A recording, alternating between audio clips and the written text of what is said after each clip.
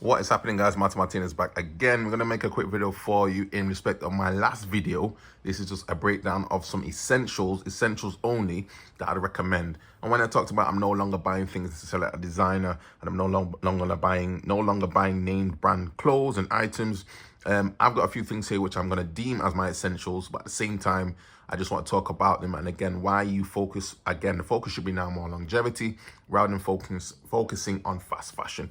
Have a look and see.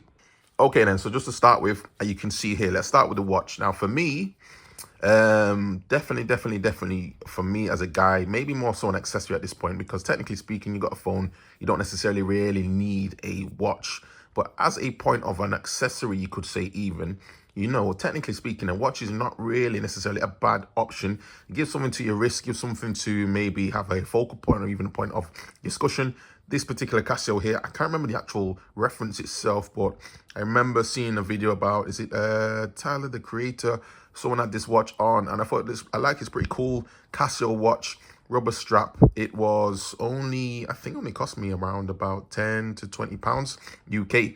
And again, it is a quartz movement, but that being said, it's quite durable, plastic, water resistant, and yeah, nice little accessory, a little bit retro.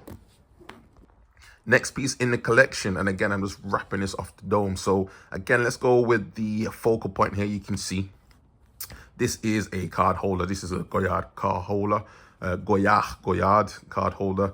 You see how we're rolling, see what we've got going on. Nice and fresh. Again, for me, longevity, I had a Louis Vuitton one. And again, I'm not really big on the big sort of name brand, everything marked all over, but as a nice piece for yourself, as a focal point maybe for yourself, or when you're at your desk, you're working, you put this out. It's just a reminder of aspiration. It reminds me of Paris, it reminds me of France, it reminds me of the travel that I like to do. So I mean, it's not necessarily cheap. If you actually go to Goyard in Paris, you would be waiting possibly even for about an hour or so. I mean, these things, again, the interior leather, but again, it's got this type of, if you notice again very closely, this particular design, I understand, is painted on, and it's individual actually painted on points. And then from there, it's all rubberized and it's coated, and we go from there. And I think this is quite a nice, sleek color. It's quite nice, sleek, and again, something for the pocket, but something at the same time costly.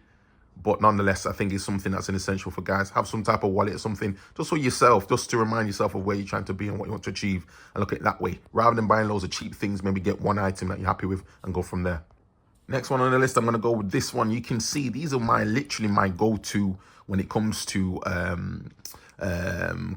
sunglasses, right? So I mean, in the UK, we're not particularly that sunny. It just seems like realistically we get some sun and then something changes. But when it comes to these type of items, I think, again, everybody knows Ray-Ban. You know yourself. It's known for quality. And for me, these have been so durable. These have been so nice and fantastic, just in respect of, as glasses go, I've been able to wear these pretty much everywhere I've gone.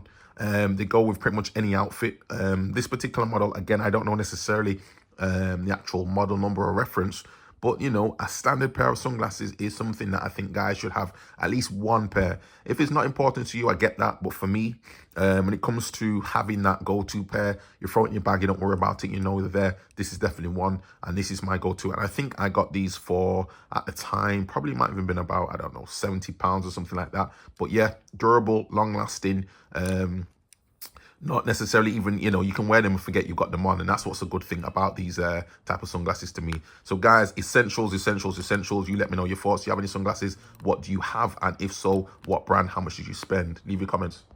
Next one in the list, and we're going to go to this one here. As you can see how much juice I've got left in this one. At the moment, this moment in time, guys, this is Yves Saint Laurent. I think this is called, is it called Live? I can't remember. That's how far out of fragrances I am. I can't remember what it's called.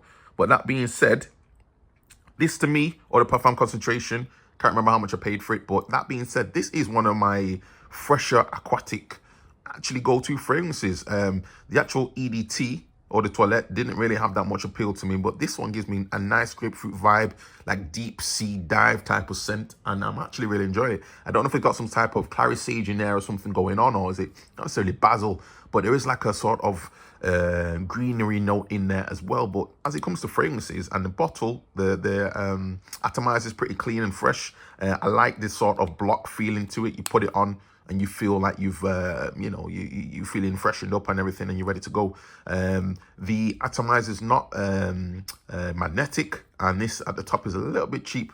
But as fragrances go though, guys, I don't think you can go wrong with this. This is a mass appealing fragrance. It can be a little bit expensive depending on where you go to buy it. But that being said, I would highly recommend that you give this one a sniff if you've not done it already. This seems to me to be one of those fragrances that you can just kind of have anywhere. The projection is not necessarily that big. The sillage is, relatively good. But that being said, as fragrances go, clean, fresh, easily to be adaptable in different circumstances, and it's the one to go for me. Finally, guys, my last piece, and this is my these are my Louis Vuitton sunglasses.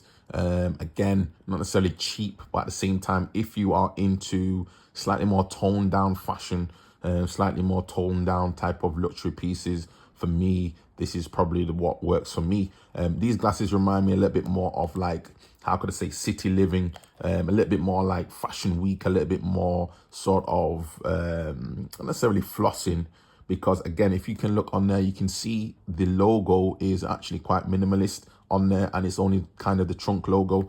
Not everybody likes this particular style of sunglass.